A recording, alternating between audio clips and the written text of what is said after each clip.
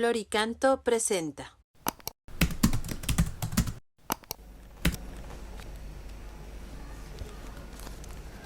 Número 336 del Compendio del Catecismo de la Iglesia Católica.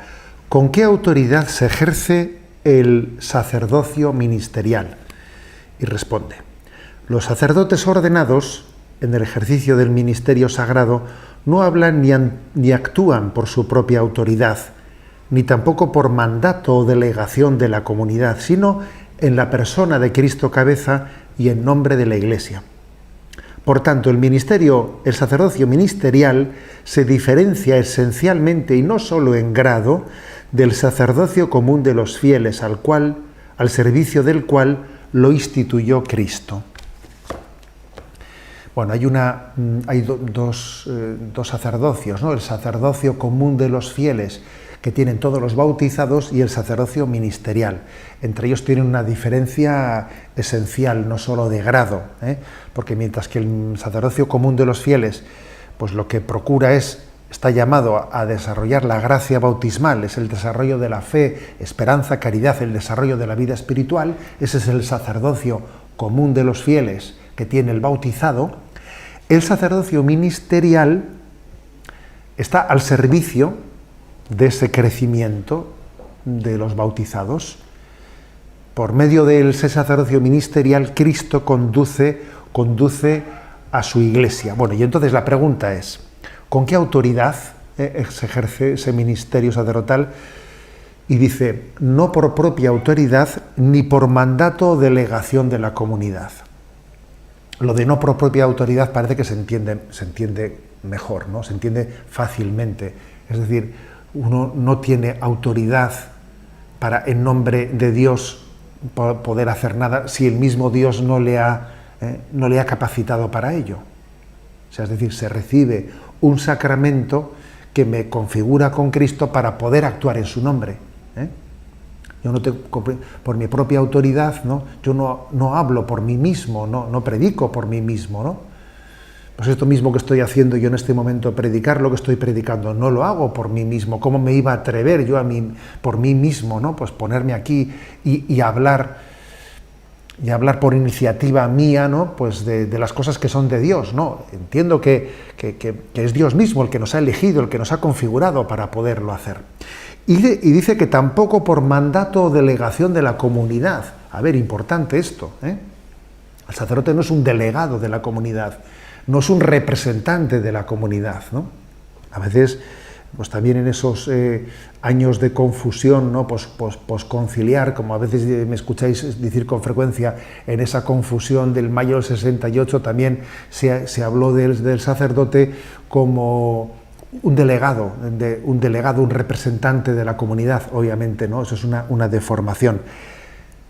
¿Con qué autoridad lo hace entonces? Ni con la propia autoridad, ni tampoco con la delegación de la comunidad.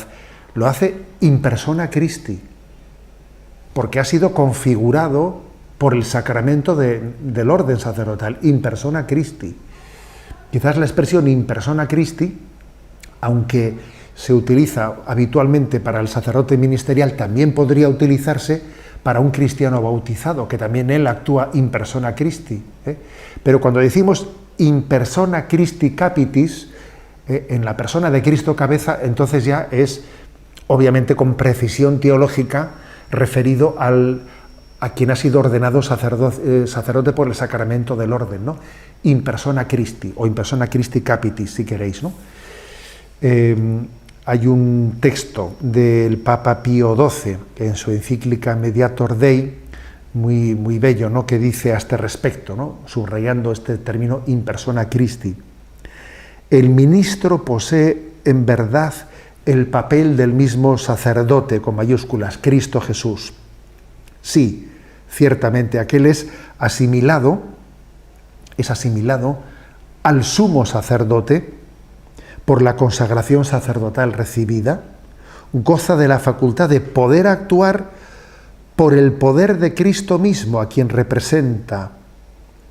Y dice: virtute ac persona ipsius Christi. El mismo Cristo, ¿no? Está presente en su persona. Este in persona Christi no debe de entenderse en el sentido de una sacralización de la persona indebidamente entendido, ¿no? En el sentido de que una persona, de que un sacerdote, pues no pudiese tener defectos o no se le pudiese corregir en sus defectos. No, eso sería una deformación. Cuando estamos hablando de que es Cristo quien vive en él, al mismo tiempo tal cosa acontece en una vasija de barro, ¿no? Llevamos un tesoro en vasijas de barro y un sacerdote lleva un tesoro en vasijas de barro y las vasijas de barro son su propia condición pecadora. Por lo tanto, no invoquemos el in persona Christi pues para decir ese sacerdote no puede tener ningún tipo de defecto y a un sacerdote, a mí que no me corrijan, yo soy sacerdote, actúo in persona Christi y a Cristo no se le corrige. Bueno, a Cristo no se le corrige, pero tú no eres Cristo, sino eres ministro de Cristo y eres pecador y siendo pecador has sido elegido por Cristo. Luego puedes ser corregido, debes de ser corregido, debes de ser humilde también acogiendo las correcciones, ¿no? Luego, esa visión de respeto hacia el sacerdote porque actúa in persona Christi, es Cristo, para nosotros no debe de ser entendida en un falso sentido de que impida pues que él también se vea, se sepa, en proceso de conversión como todos nosotros, ¿no?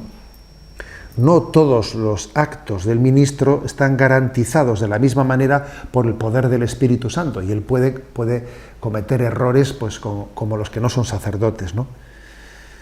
Sin embargo, la condición humana pecadora no oscurece, mejor dicho, puede oscurecer, pero no anular. Puede oscurecer, pero no anular, ¿no? La presencia de Cristo en el sacerdote. Dios se compromete a santificarnos a través de sus pastores, incluso contando con sus limitaciones. Pues bien, subrayo este último punto, ¿no? ¿Con qué autoridad se ejerce el ministerio sacerdotal? Pues con la autoridad de Cristo y también dice en nombre de la Iglesia, en nombre de la Iglesia. Porque es la Iglesia enviada por Cristo y el sacerdote ha sido configurado por Cristo y en nombre de la Iglesia también la Iglesia le está enviando. El sacerdote, fijaros, no solo nos habla de Dios, también le habla a Dios de nosotros. Y más aún, nos ayuda a que nosotros le hablemos a Dios.